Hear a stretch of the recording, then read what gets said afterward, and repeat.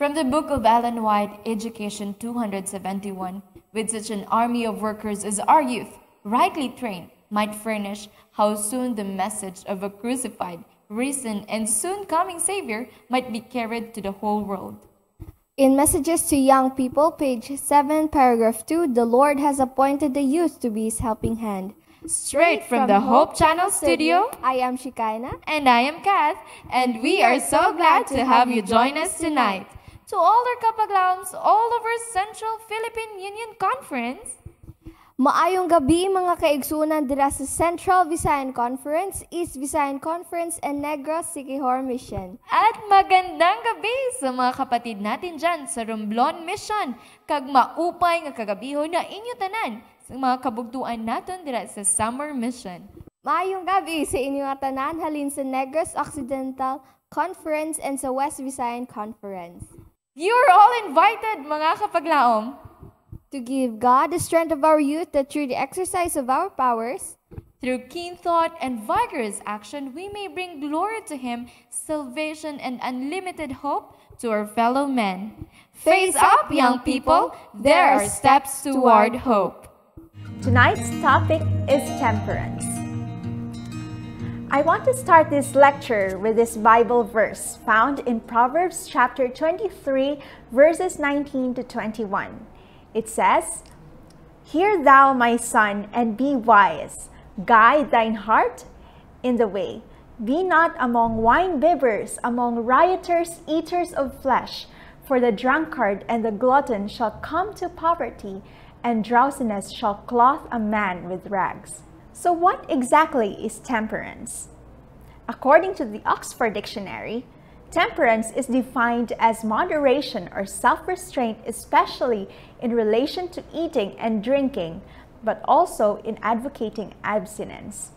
Temperance covers virtually every aspect of human life relating to moderation in necessary functions such as eating, interactions with others, and in abstinence in areas such as alcohol, smoking, and drug use. Today, mediums such as pop psychology, media, and entertainment have advocated people to give into their impulses and whims with the justification that self-restraint might lead to emotional distress and damage. So let's examine the areas where temperance should be employed. First is food.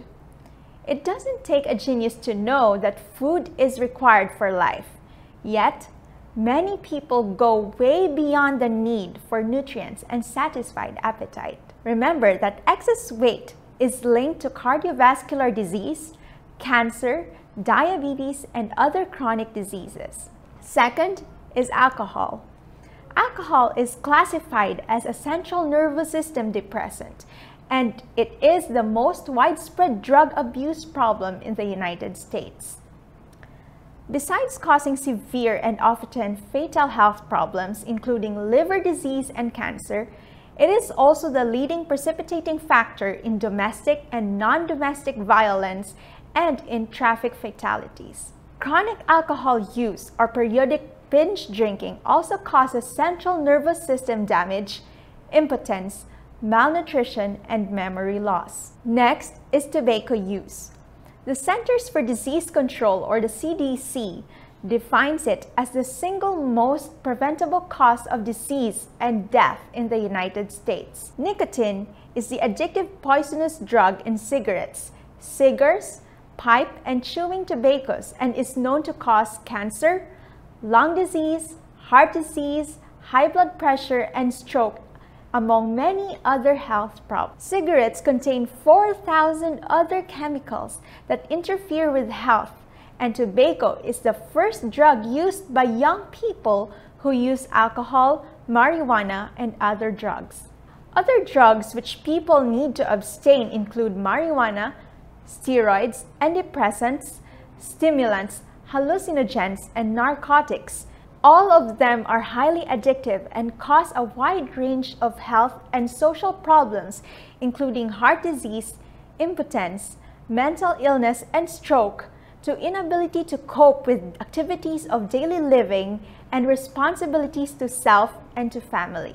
Certain drugs such as narcotics and steroids may be prescribed by doctors for short-term use for treatment of disease, but always remember that these could cause harm when misused. Whatever the vice, whether using drugs, anger, overeating, people do not exercise self-restraint for many reasons. And these reasons may include the desire to escape reality by having a few moments of perceived pleasure that they believe will help them relax. They also think that these could reduce depression and stress. Other people engage in self-destructive behavior in order for them to forget about physical or emotional traumas and numb feelings of guilt, shame, or loneliness. There are false hopes for intemperance only is a pseudo-solution, but in return, it has its own catastrophic effects. Only in God is there found true escape from the stresses and nightmares of life. May you all have a blessed evening, everyone, and may we exercise temperance in everything that we do. God bless us all, and see you on our next episode.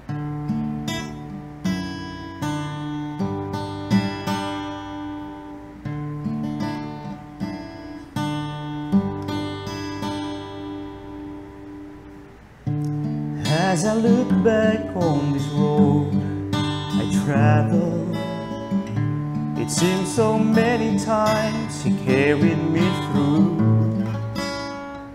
And if there's one thing that I've learned in my life, is my Redeemer is faithful and true. My Redeemer is faithful and true. Everything He had said He will do. Every morning His mercies are new. My Redeemer is faithful and true.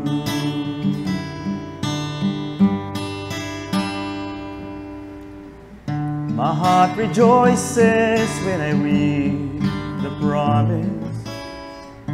There is a place that I'm preparing for you. I know someday I see my Lord face to face, 'cause my Redeemer is faithful and true. My Redeemer is faithful and true. Everything He had said He will do. Every morning His mercies are new. My Redeemer is faithful and true. And in every situation He has proved His love for me. When I lack the understanding, He gives more grace to me. My Redeemer is faithful and true. Everything He had said He will do. Every morning His mercies are new. My Redeemer is faithful and true. Jesus is faithful and true.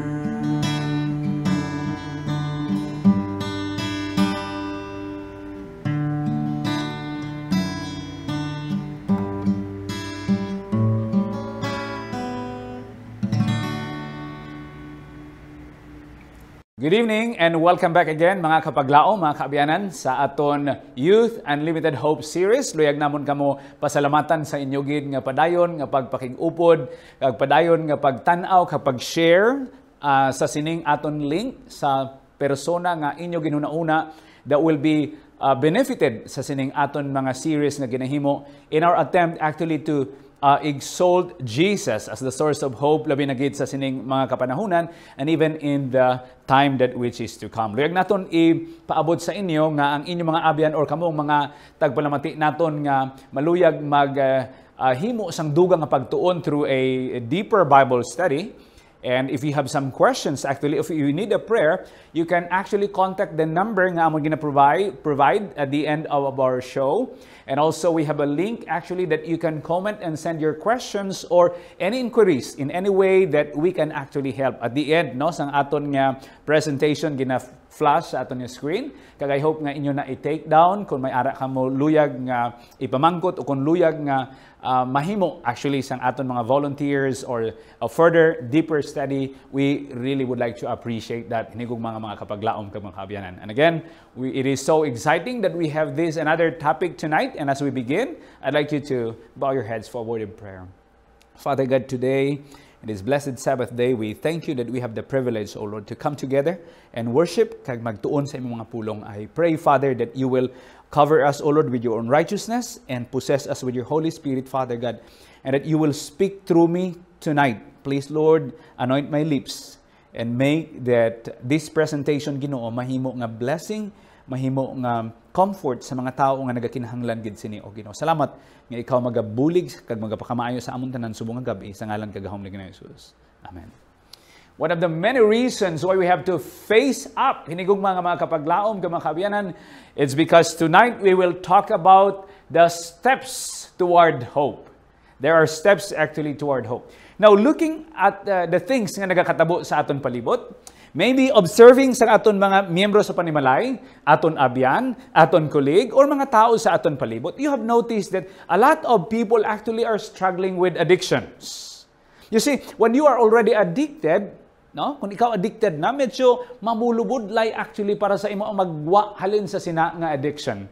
Interestingly, we want to let you know that there are actually practical ways and there are ways actually kung paano kita, by God's grace, makalikaw or makagwa halin sa sinang ginatawag naton nga addictions. Isa sa mga addictions nga nagakatabo kag common sa aton palibot amo ang sexual addiction. Although we will be talking with some other addictions like cigarette smoking addictions, another form of addiction in the coming nights. But tonight, allow me to talk about on sexual addiction, kung paano naton ini ma-overcome. You see, ang problema dako pagid subong because according to the news, BBC News, sometime in August 2009, nag-report sila nga sa 3.5 million searches on the internet from 2008 to 2009, the words sex and porn were among the 10 most searched for by kids. In other words, ang mga kabataan ngayon, because they have access to internet, there is actually a bigger chance for them actually to access pornography over the internet. In fact, a study was carried in a university university in Italy. They call it by Padua University. Na-discoveryhan nila that 70% of young men who sought out neurologists because of unsatisfactory sexual performance and they have admitted, ginako nila, nga actually nagatanaw sila sang pornography over the internet. Ang iban nga mga behavioral studies nagasuggest nga ang pagdula sang libido, no? Inang gana that takes place because of individuals who spend a great amount of time tanaw lang sang pornography are suppressing the brain's natural response to pleasure. You see, kung aton gina-substitute ang natural nga limit sang aton libido for intense stimulation, ini magaresulta sang maga-damage ini sang aton nga response, men's response to dopamine. Ining dopamine, ini nga transmitter actually amo ni siya ang neurotransmitter behind our desire, our motivation, and our addiction. It directs actually the search of reward. And once ang pleasure gani is strongly linked to pornography, the real sex seems to be no longer offer a reward. Waay na sang gana, wala na sang nami, or wala na sang hindi naman nami ang real nga sex because their brain are actually exposed to pornography. So this would be a cause of lack of desire for many men. And in his book, Wired for Intimacy, How Pornography Hijacks the Male Brain by William Struthers, siling niya, nga ang ini nga writer nag-focus sa neuroscience agud i-explain sa aton kung paano ang pornography is very addictive to the brain, to the male brain. Okay? And it's all about intimacy. Men seeking everything from pornography to prostitutes in their pursuit of satisfying, agud lagid masatisfy ang ilang desire actually, no? Their deepest emotional needs, and they are driven out to seek sexual intimacy. He said, according to Struthers, sila niya, viewing ang pagtanaw sa pornographic nga mga images, naga-create sang bag-o nga brain pattern, brain wiring sa aton panghuna-una.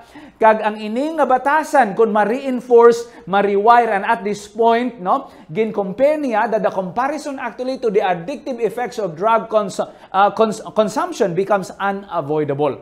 No? Isip ko ang tolerance nimo actually sa ang exposure nimo sa isa ka substance, aton lawas mag-adjust na, and later on you want to have higher dose para nga ma-satisfy actually ang imo nga desire or ang imo nga need.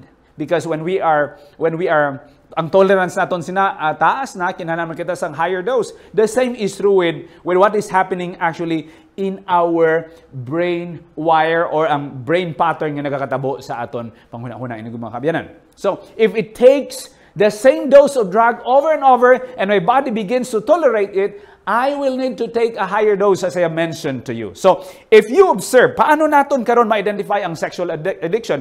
Kung naobserbahan nimo sa imo nga bana, sa imo abyan, o kung sa imo panimalay, membro sa imo panimalay, duha o kung tatlo sa mga masunod nga mga batasan, imo pamatsagan nga may posibilidad nga siya actually nag-suffer or nag-struggle sa ginatawag naton sexual addiction. Una, kung ang isa ka individual nag-insist sa pagstay sa tubangan sa iyang computer o kung telebisyon, kung wala, no, nga wala na sang tao nga dira, wala na tao nga iba, nagakatulog na, then you have to take note about that. Kung ang isa ka individual actually, no, nagatago-tago permi sang gamay nga bag, no, drawer, closet with a key, or and no one in the family or at work can have access to this location, inablang daw may ginasikreto, may ginatago siya, basi may ara gid man siya nga tao. These are some of the signs nga possibly ang aton miyembros panimalay, ang aton nga abyan o kun ang aton nga bana o kun na yes, aton nga bana or probably ang mga kababainhan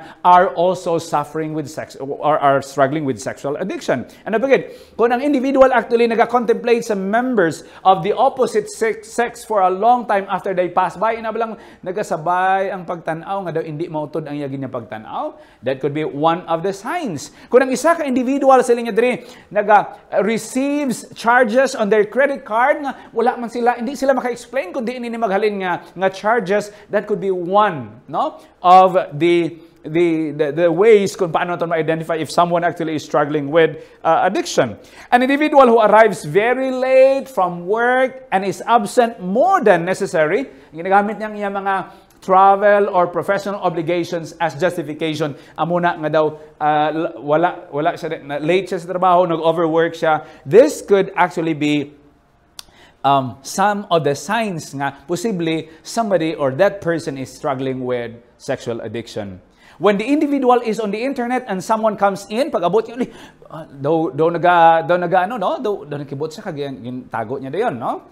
And these actually are some of the signs that somebody is actually struggling with sexual addiction. Kung ang isa ka individual man, no, does not have sexual relation with wala na bala gana, no, sa iyang nga partner in an extravagant ways, that could be a sign of sexual addiction actually. Kung ang isa ka persona is emotionally distant sa iyang partner, no, sa iyang asawa for example, that could be a sign of sexual addiction. And if the individual actually seems to be absent and distracted even at the most intimate moments sa panahon sang bana kag asawa, no? Ara na sa the most intimate or siling naton going to the peak, and then all of a sudden nadula ini mga kapaglaom, then that person probably is struggling with sexual with sexual addiction. So, very quickly, let us answer the question on how to overcome sexual addiction. Paano nato ni madaog?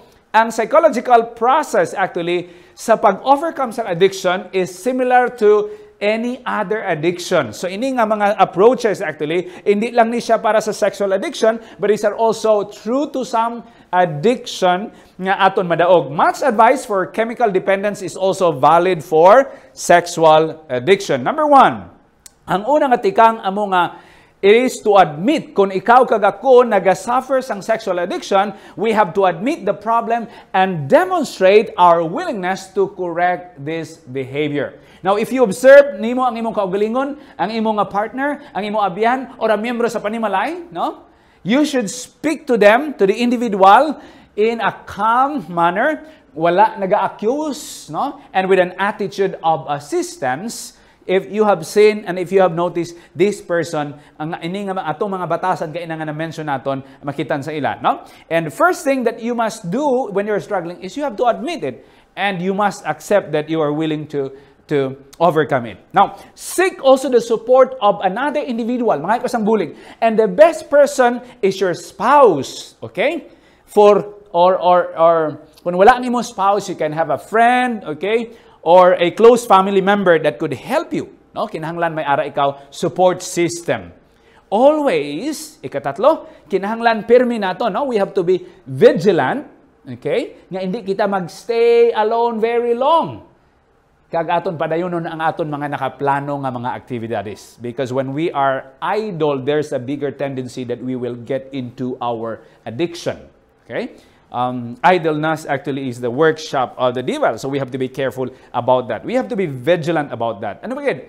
I-maintain naton ang absolute sexual sobriety. No? We really have to be careful nga hindi kita ma-engage with sexual activity aside sa aton asawa o kung aside sa aton man nga banay nigog mamakabayanan. And make use of structured help mechanism. Okay? Block that certain environments on the internet and limit the time of the internet access. In other words, kung nakita nimo nga kung ara ka connected sa internet kag may tendency nga daw mapilitan ka nga magtan-aw, mag-open sini, you should make it sure siguruhon nimo nga hindi ina matabo, no? By it's either making it sure nga pag-abot sa sinang oras or tapos sa trabaho doon gid, no? Ang connection sa internet kag ang anyway nga posible magdulong sa imo nga ma-engage actually sa sexual addiction on pornography, actually aton ina dapat himuon. Kag maghimo kita sang plano recreational activities. Plano sa mga recreational activities, preferably no outdoor activities sa nagkalain-lain nga mga lugar kay ina makabulig nga ma-occupy kita kag amat-amat in 21 in a set of 21 days makahimo nga makapurma kita sang bag-o nga pattern sa aton brain, and by God's grace we would be able to overcome that hinigugma nga mga kapaglaom. Okay? So, this actually, no, this tendency could have its origin in sexual abuse in childhood or a troubled childhood. Nga nag-aabot sa punto nga may ginatawag kita sexual addiction. It's either ginabuso ikaw sang bata pa ikaw or nagsuffer ikaw sang troubled ang imo pag-grow up nimo as a child actually troublesome. So na-notice ninyo may mga abyan kita, may mga kilala kita, no? Members ang panimalay that they're actually struggling with their sexual with their sexual identity, no? And not because some of them were abused when they were kids. Some of them actually nagsuffer sang ang ila childhood nga pagtubo. And in this case, amuning kinahanglan when somebody actually is struggling with this, kinahanglan mag-go through siya sang isa ka formal psychotherapy to go deeper into the matters kag para nga ma-eliminate ang ining mga conflicts or ining mga issues nga kinahanglan ma-settle or ma-process sa iya nga kabuhi nigong mga makaabyan. Okay? And of course tonight it is so interesting that although you are struggling with addiction, probably low self-esteem, maybe depression, or anuman nga klase sang mental issues, mental struggle, hindi lang ang addictions. There is good news because tonight we will be talking about some very practical steps on how we can experience spiritual freedom. You see, less than half sa mga countries sa kalibutan, sa planeta, sa kalibutan actually, ang may ara gid matuod-tuod nga freedom. Okay? Siling sang Freedom House and worldaudit.org, ang mga pungsod kaangay sang Angola, Albania, Brunei, Syria, Vietnam, still ining mga pungsod lacks human rights, freedom of speech, justice for all, and electoral democracy. And among the most blacklisted among the countries for many years is Iraq. You see, war, dictatorship, kidnapping, torture, nangin kabahin ini sang kabuhi for many centuries dito sa pungsod sang Iraq. During sa isa ka ill-fated United States war in Iraq, no? Si Douglas Wood, isa ka engineer kag businessman halin sa Australia actually, gin-kidnap kagin hostage dito sa Baghdad.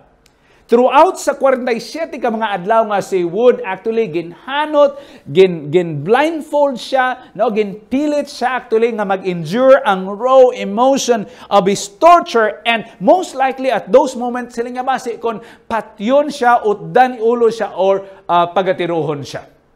But Douglas Wood actually got through each day, na overcome niya ang susulod sa 47 ka mga adlaw, na daog ni Douglas Wood, pinaagi sa pagunahuna sa iya mga apo, pinag-agi sa pagunahuna sa mga favorite niya nga football team. And although he wasn't sure if he would be rescued, pero wala siya nadulaan sang paglaom. Pagkadto niya, kay naluwas naman siya, ginbalik siya dito sa Australia. Pag-abot niya sa Australia, naghimo siya sang damo nga mga speeches, and in his speeches, nagpasalamat sa mga nag-rescue sa iya. No? Ang iyang mga stories nga gina-repeat all over again sa madamo nga mga duog. He keeps on mentioning and thanking the rescuers, ang tanan nga involved sa pagluwas sa iya.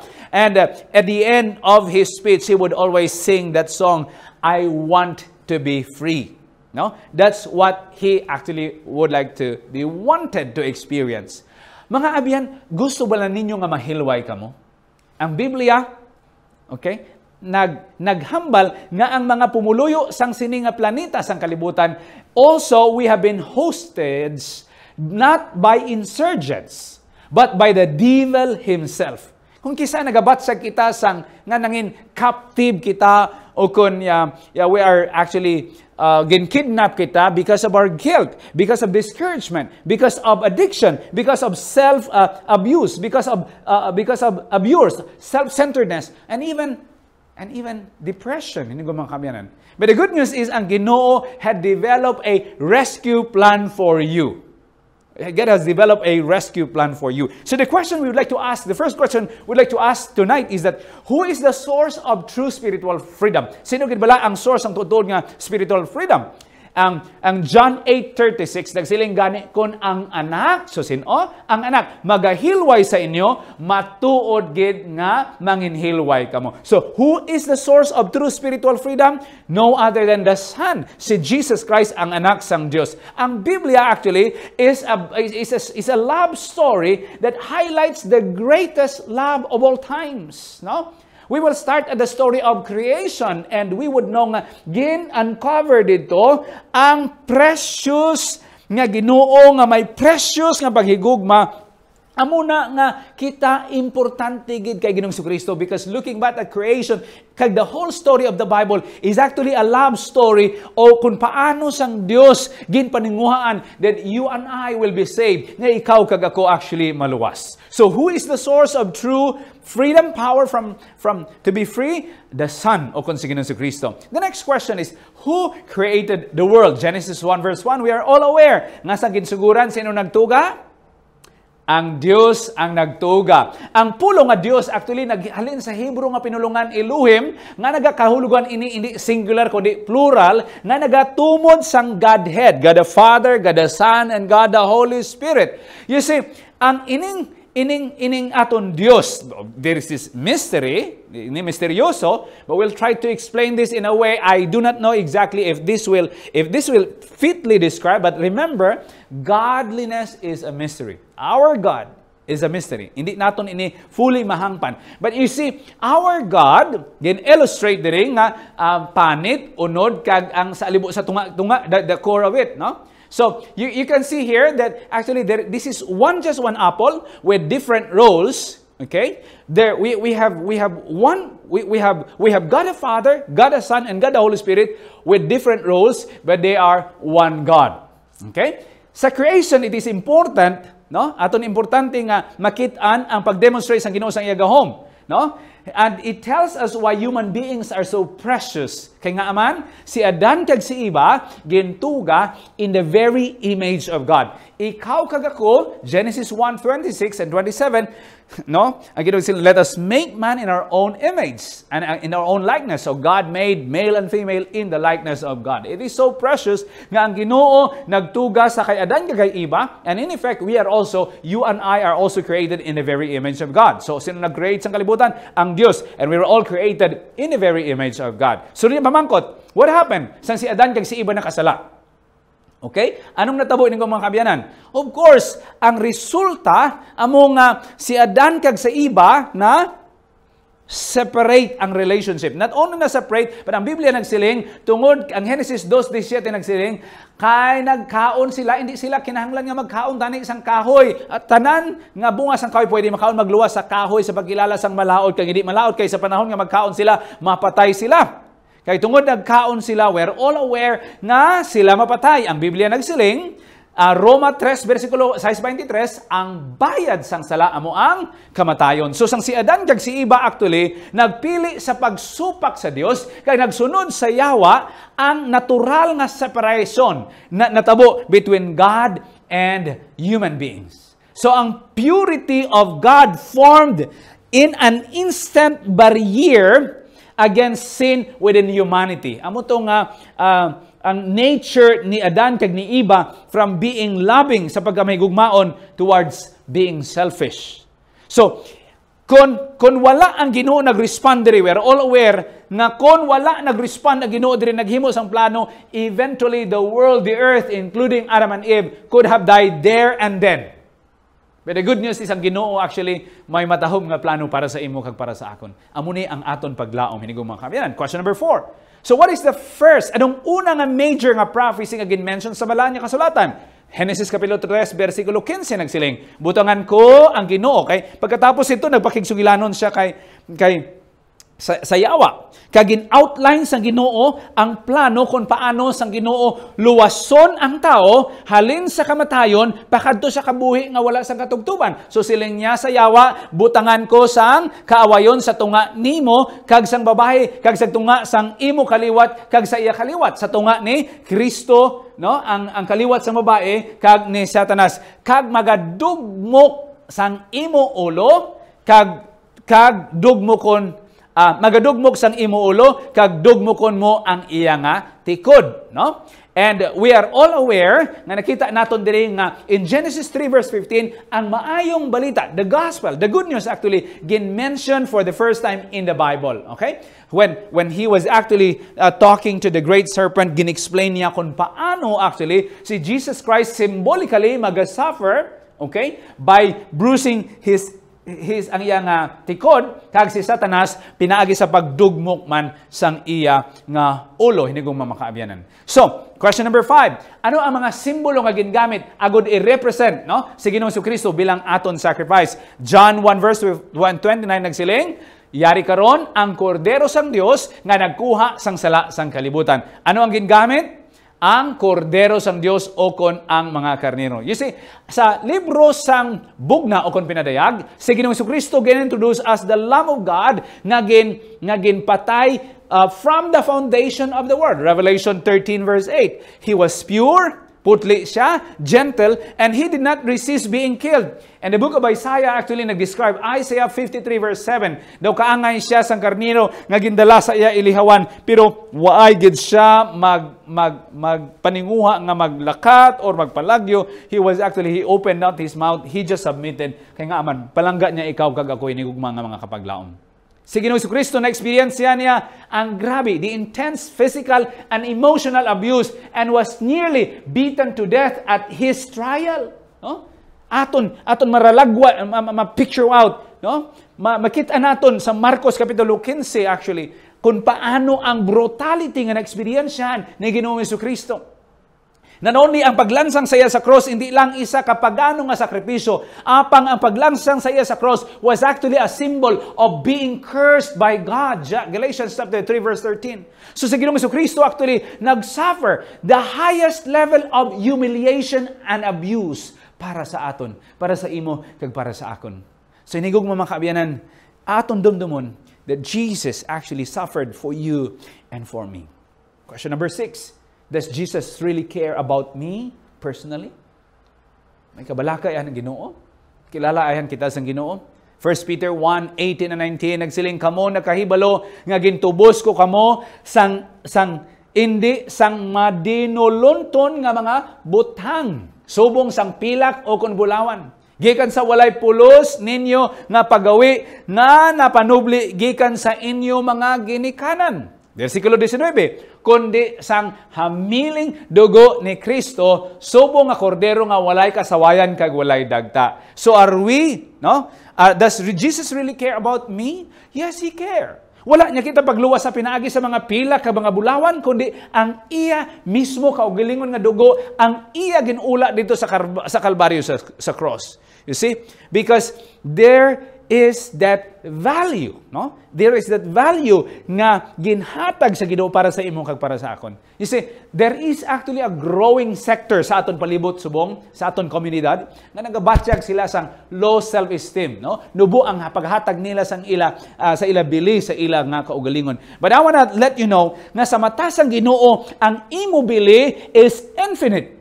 Hindi matungkad ang imo bili, inigong mamakaabiyanan. Kaya wala ang Ginoo magamit sang pilak o kunbulawan, although these are important, but God actually saved you and me with His own precious blood. Not only did God design and personally create us, He also gave the blood of His Son, Jesus Christ, to die for you and to die for me, inigong mamakaabiyanan. So in God's eyes, you are worth the same as His life. You have an infinite value. Nigong mga kapaglaong. See, the old 1975 Ford Escort, no? Ngagin panag-iyahan sa to ni Pope Benedict. Ginbaligya sa isa ka auction for $900,000. $900,000. While ang golf clubs ni John F. Kennedy, ginbaligya malapit sobra $1 milyon dolyares. Ngaman, ato ba lang nga mga items, itong daan ng 1975 nga Ford ni Pope Benedict, kag ang golf clubs ni John F. Kennedy, amo gid bala na ka value ang are they really very valuable? Of course, ang ila value actually is in the fact that they belong. Ang ila bili actually is because they're associated with Pope Benedict. They're associated with John F. Kennedy. Dumduman ninyo si Michael Jackson, ang iyang jacket alone was sold for more than $200,000 US. You see nga man, ang jacket actually is associated with Michael Jackson. Much more so, hindi ko mamakabiyanan aton dumdumon na ikaw kag ako ginluwas pinagi sa dugo ni Ginoong Jesucristo.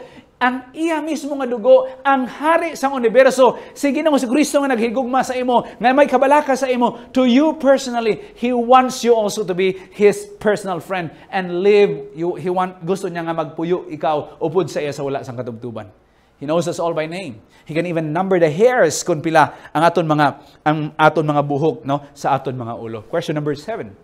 How does the blood of Jesus cancel our sin? Paano ang dugo ni Kristo, no, nagpakibaliwala sang aton mga sala? Hebrehanon 2 versikulo 9 nagsiling apang gintan-aw ta si Jesus nga ginhimo sa malipot nga tion nga kubos sa mga manugtunda, no? Bangod sang pag-antos sang kamatayon, ginpurong-purungan sing himaya kag dungog agod nga sa bugay sang Dios magtilaw siya sang kamatayon tungod sa tagsa ka tao. You see, si Ginoong Jesucristo actually nakatilaw sang kamatayon para sa tanan. Kag ang Biblia nagsiling sa aton nga ang bayad sa sala amo ang kamatayon, hindi lamang ang pisikal nga kamatayon kundi ang gintawag sa Biblia nga amo ni ang ikaduha nga kamatayon sa bugna or pinadayag kapitulo 20 bersikulo 14 kag 15. This is amuni ang kamatayon nga bayad sang sala, kag ini nga kamatayon amo ang ginpakamatyan ni Ginoong Jesucristo para sa imo kag para sa akon hinigog mga kaabyanan. So ang rason kun nga ang dugo ni Kristo nahimo nga posible nga ikaw nga mapatawad sa akon mga sala tungod kay ang iya dugo nangintalos o kon substitution sa imo kamatayon kag sa akon kamatayon. If you truly forgive someone, then you must be willing to suffer the consequences of the evil nga ginhimo sa imo without any retaliation. Amuni ang paghigugma, amuni ang pagpatawad nga gintanyag ni Ginoong Jesucristo. Kita makasasala kay siling ni Daniel kun isipon niya no sa Salmo 130 kun isipon naton ang aton pagka makasasala sin-o ba lang takos sa makatindog sa tubangan sang Ginoo. Wala, apang ang Dios naghigugma sa imo, ang Dios may kabalaka sa imo, ang Dios may plano sa imo, ang Dios nakakilala sa imo, kag luyag ka sang Dios nga buligan hinigugma mga kaabyanan. So aton dumdumon nga ikaw kag ako ginpatawad sang Ginoo. Ano ka importante, no? That Jesus was raised. Kung ginpakamatyan ta sang Ginoo, ano ka importante nga nabanhaw siya. Now aton hunaon-naon nga kung si Kristo napatay agod bayaran ka sang imong mga sala kag akon sala, apang wala siya nabanhaw, wala inisang kapuslanan. Ang aton pagtuo, ang aton pagwali, wala sang kapuslanan. Yara kita gihapon sa aton mga sala. You see, si Apostol Pablo, no? Nagsiling, nango si Kristo, nagpabilin nga patay, wala kita sang paglaom. Kay although nga si Kristo napatay agod bayaran ang imong sala kag akon mga sala, okay? Si Kristo hindi makapatawad sang aton mga sala subong. Ang buhi lang nga Dios among makahatag sa aton sang matudtuod nga kahilwayan kag matudtuod nga paglaom hinigugma nga mga kaabyanan. Question number 9, what can I really do to benefit from the life and death of Jesus? Ano ba lang ako ni mahimo? Juan 3 bersikulo 16, kinahanglan ikaw kag ako magtuo kay ginhigugma gid sang Dios ang langit kag ang kalibutan, ang mga tao sa kalibutan nga ginhatag niya bugtong nga anak agud nga si bisan sin-o nga magtuo. Paano kita makabenepisyo? We have to earn it by believing. Kaya hindi nato na ma-earn ang salvation by our works. We don't deserve it. We will never be good enough para luwason sa Ginoo. But we can only accept it by believing in Him. Ang walay katubtuban na kabuhi is actually a libre nga gasa sang Dios nga ginatanyag sang Ginoo sa imo kag sa akon. Inigo mamakaabyanan. Question number 10, no? What are the steps? Ano na ang mga tikang? Agod nga, maangko nato ng spiritual freedom. Number 1, Romans 3 verse 23, sanglit ang tanan, nakasala, kag dawad-an sa himaya sang Dios, kinahanglan ano? Aton i-admit, aton kilalahon nga ikaw kag ako nakasala. Ang Biblia nagsiling, and all have sinned and come short to the glory of God. You see, makadawat kita sang spiritual freedom, pinaagi sa aton pagdawat sa gasa sang kaluwasan. Kung aton dawaton ang salvation by accepting Jesus as our personal Savior, then the Lord is going to what? The Lord is going to accept you, accept me. And number 1, we have to admit. Kinahanglan aton ma-realize nga kinahanglan naton si Kristo. Madamo sa mga tao, they are a good moral citizens people actually. But again, wala sila nagapamatay, wala sila nagapangawat. But in one way or another, we have broken the law of God. We're still guilty, makasasala. That's why the first step is kinahanglan mag-admit kita aton kilalahon nga ikaw kag ako makasasala inigong mga kaabyanan. Ikaduha, we have to come to Jesus. We have to come to Christ. Matthew 11:28, siya nag-aawhag, siya nag-aagda sa aton, kari kamo. Once we realize that we are sinners, we will come to Christ. Magkadto palapit kita kay Kristo, kaya mo man ang iya panawagan sa aton.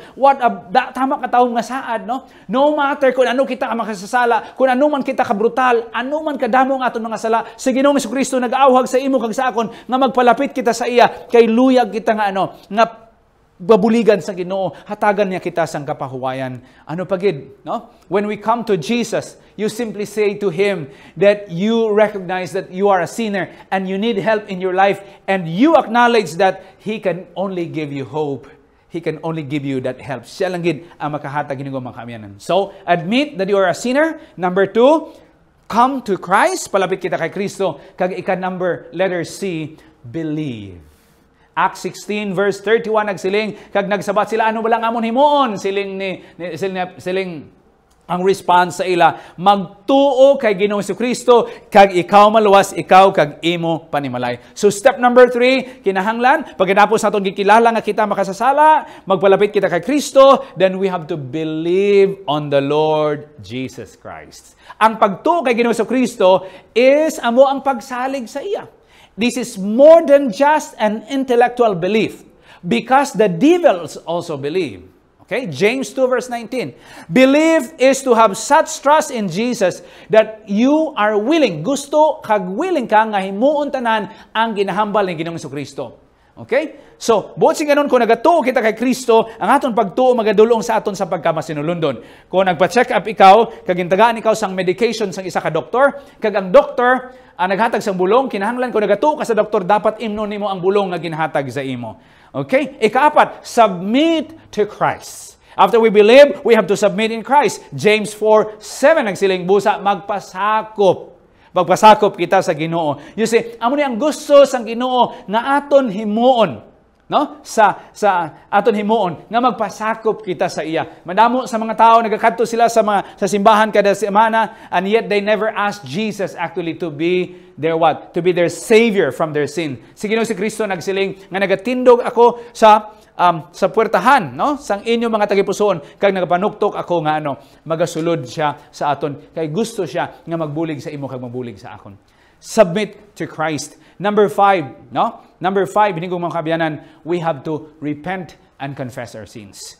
1 John 1 verse 9, kung aton ituad ang aton mga sala, siya matutom kag matarong nga magapatawad kag magatinlo sa aton sa tanan nga dagta sang sala. Luyag sang Ginoo nga mangin sorry kita. Magsiling kita sorry sa aton mga sala. Kag kung mag-confess kita, kinahanglan naton pag-confess should be a specific confession. And we need also to apologize to that person nga sa diin nakasala kita. Kay ang patudtuod actually nga pagtuad nagahalin sa tagipusoon nga nagakasubo tungod kay sila o kun ikaw o kun kita nakasala. Kag we are actually determined to do whatever it takes to move away from that life of sin. It is confessing and repenting, turning about, and living actually inang aton mga ginahimo. And by God's grace, buligan niya kita nga aton madaog ini. We have to experience the new birth in Jesus. 1 Corinthians 5:17, busa kon si bisan sino nga tawo nga yara kay Kristo, bag-o na siya nga tinuga. Inigong mga makaabiyanan. You see, kung yara kita kay Kristo, ang paglaom sang iya himaya, in Colossians 1 verse 27, is not only a matay nga mag-modify sa aton, but this is actually a what? A transformation. Hindi lang ni siya. This is not a modification or a reformation, but this is a transformation. Mangin bag-o kita actually nga bag-o kita nga tinuga. You become new creation actually sa Ginoo. And aton ini mahimo when we are being baptized fully in water. Inang bautismo sa tubig actually nagasimbolo nga kita napatay, ginlubong kag nabanhaw, kag sa aton pagkabanhaw kabuhi kita sa bag-o nga kabuhi dira kay Ginoong Hesukristo. Ang masunod hinigog mamakabiyanan, ang ikapito, amo nga aton dawaton si Kristo, hindi lamang bilang aton manluluwas, kundi aton man nga Ginoo. Colossians 2 verse 6, busa sa bagay nga ginbaton ninyo si Kristo Jesus nga Ginoo, magagawi kamo sa iya. Hindi lamang nga maglakat, hindi lamang kita mag-angkon kay Kristo bilang aton manluluwas, apang mangin Dios siya or Lord siya sa aton kabuhi. Siya ang magadikta sa aton mga hilimuon kag sa aton mga buluhaton hinigong mga kabiyanan. You see, madamo subong mga tao nga happy sila sa kay Jesus kung si Jesus lang ang ilang manluluwas, but they are not happy that Jesus is their Lord. You see, ang Ginoo nagsiling sa Juan 14:15, kung ginahigugma naton ang Dios, bantayan naton ang iya mga sugo. Ining aton pagsunod sa iya kabubuton, sa iya mga sugo, hindi ini legalismo, but this is actually a response to the love, the demonstration of His love at the cross. Aton ni ginahimo tungod kay palangga naton, ginahigugma naton ang Ginoo. Question number 11, is the Christian life boring or restrictive? John 10 verse 10, ang kawatan, siling niya, nagkariagod sa pangawat. Apang si Kristo nagkariagod, makaangkon kita sang bugana nga kabuhi. Dira kay Kristo actually is a life of Abundant is a vibrant life. It's not actually a boring life, no? Kaya kung kisa ang kaaway, gina-highlight niya ang mga butang nga don'ts and don'ts and don'ts, mga hindi. But kung imo tanawon, ang kabuhi kay Kristo is a life of vibrant and abundant life in Jesus because amuning tinutuyo nga nagkarisya sa sining nga kalibutan. Ang ika-12 nga pamangkot hinigog mga makaabian amo nga, what assurance is there for those who believe in Jesus? Anong aton kasiguruhan sa mga nagatuo kay Kristo? 1 John 5 verse 13. Ini ginsulat ko sa inyo nga nagatuo sa ngalan sa anak sang Dios, agod nga mahibaluan ninyo nga nakabaton kamo sang kabuhi nga wala sang katapusan. Agod aton mahibaluan nga nakabaton kita sang kabuhi nga wala sang katapusan. You see, ang matudod actually nga pagsalig kay Kristo, ini nagalakip sang aton pag-angkon sang confidence that we have eternal life right now. And the reason why you can have such confidence, it is because ang gospel, ang mayang balita is actually based sa gahom kag saad sang Dios nga aton manluluwas inigog mga kabiyanan. These things I have written to you that you will believe in the name of the Son and that you may know, no, that you have eternal life. So inigog mga kabiyanan, aton panumdumon nga ang saad kagahom sang Dios amo ang aton balisyan. Kaya ang katapusan niya pamangkot among ano bala ang ginsaad sang Ginoo for those, who will live a Christian life. Ang Philippians 4:13 siling niya makahimo ako sang tanan nga mga butang sa iya nga nagapabakod sa akon. Siling sa Ginoo, if you allow Jesus sa imo kabuhi, mahimo naton ang tanan niya butang nga aton himuon. Kay ang Dios among nagapakabakod sa aton. Efeso 3 versikulo 20 nagsiling karon sa iya nga sarang makahimo suno sa gahom nga nagapanghikot sa aton sing lakas kabugana labaw sa tanan nga aton ginapangayo o kon ginahuna-una. Beyond we ask for, beyond we can imagine, ang Ginoo magahatag tungod kay may gahom na magabulig sa imo kag magabulig sa akon. This is our assurance. Wala sang limit, hindi ko mamakabiyanan. Ang gahom sang Ginoo, bisan pa ano ikaw, bisan diin pa ikaw naghalin, bisan ano pa ikaw ka malaot, bisan ano pa ikaw, ano pang imo nga struggle, ano pang aton addiction, ano pang aton mga problema, ang gahom sang Ginoo actually sarang makaluwas, sarang makabulig, sarang actually it can do exceedingly abundantly above all,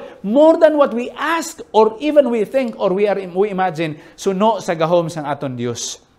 Nigog mamakabiyanan, this is the hope that we have in Jesus. So tonight, aton dumdumon, nga kita tanan yung mga tao makasasala, but in Jesus, we are saved and we are not eternal lost. Ikaduha, we can be certain, makasiguro kita, nga makaangkon kita sang kabuhi nga wala sang katubtuban kung aton dawaton si Kristo bilang aton personal nga manuluwas. And ikatatlo, ang gusto sang Ginoo nga i-empower kita subong agud makaangkon kita sang kabuhi nga madinalagon. It is a victorious Christian life ang gusto sang Ginoo sa imo kag sa akon, hindi kong mamakaabiyanan. Sa aton pagdakob, aton dumdumon ang isa ka famous nga istorya nga posible na batian ninyo ini. May isa ka amay nga nagatrabaho dito sa isa ka railway station bilang isa ka railway switchman. Samtang nagatrabaho siya dito, iya natalupangdan nga may isa ka train nga nagapalapit. Nahibaluan niya nga may train nga nagapalapit. Kag samtang wala pagid ang train actually makaabot, iya nabatian kag natalupangdan nga ang iya man nga bata actually nagtawag sa iya, Daddy! Daddy! Apang iyan ay baluan, nga ulihin na kag hindi niya masarangan ang pagluwas o kung ang pagdalagan sang bata kag luwason niya, imposible na ini nga matabo. So nagabot siya sa punto nga maghimo siya sang desisyon. Either iya nga luwason ang iya nga bata o kung luwason ang mga tao nga nagasakay sa train, hinigog mga makaabianan. Kag sa sadto nga tinion mabudlay para sa iya, apang ang amo nga amay nagpili abyan sa pagluwas sa mga tao nga nagasakay sa train. Iya gin sakripisyo ang iya nga bata.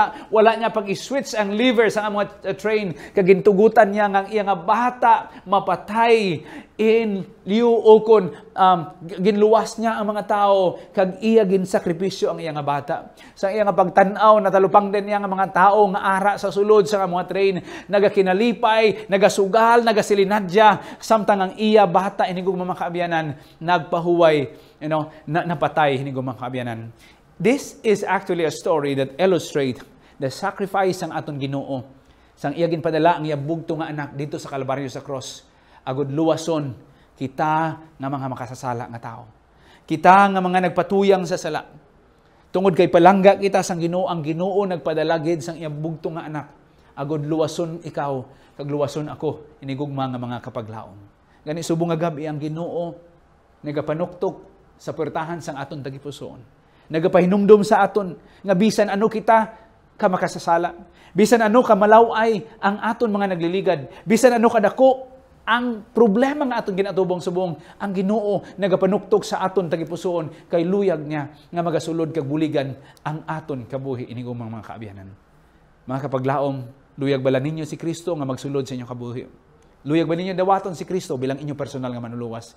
Kung ini ang inyong handom inigong mga kaabiyanan, subonggid, nakasiguro ako, kung aton sincero nga dawaton si Ginoong Kristo, I know that we will have Him and we will have this eternal hope. Akon pangabayon ikaw, hinigugma mga abyanan, hinigugma mga kapaglaom sa pagduko sang inyong mga ulo samtang kita magapangamuyo. Ginoong Dios, salamat nga ikaw nagpalangga sa amon sang paghigugma nga wala gid sang tupong. Naghatag sa amon Ginoo sang paagi kung paano namon maangkon ang kabuhi nga wala sang katapusan. Ikaw o Ginoo naghatag sa amon sang mga tikang nga amon kilalahon nga kami makasasala, magtuo kami sa imo. Dawato namon ikaw, sundo namon ikaw, kag amon ikaw Ginoo nga tugutan nga mag-rule sa amon kabuhi, and by this o Ginoo makaangkon kami sang kabuhi na madinalagon. Subong nga gabi Ginoo, just as we are, we come to you and thank you nga ikaw magapatawad sa amon, magaluwas sa amon Ginoo sa sinigid nga mga tinion, kag magahatag sa amon sang kahiluwayan kag buhi nga paglaom dira sa imong ikaduha nga pagbalik. Kabisan sa amon presente nga kapanahonan subong. Salamat nga ikaw magasabat sa amon pangabay, magapatawad sa amon mga sala, bangod lamang sa ngalan kag gahom ni Ginoong Hesus. Amen.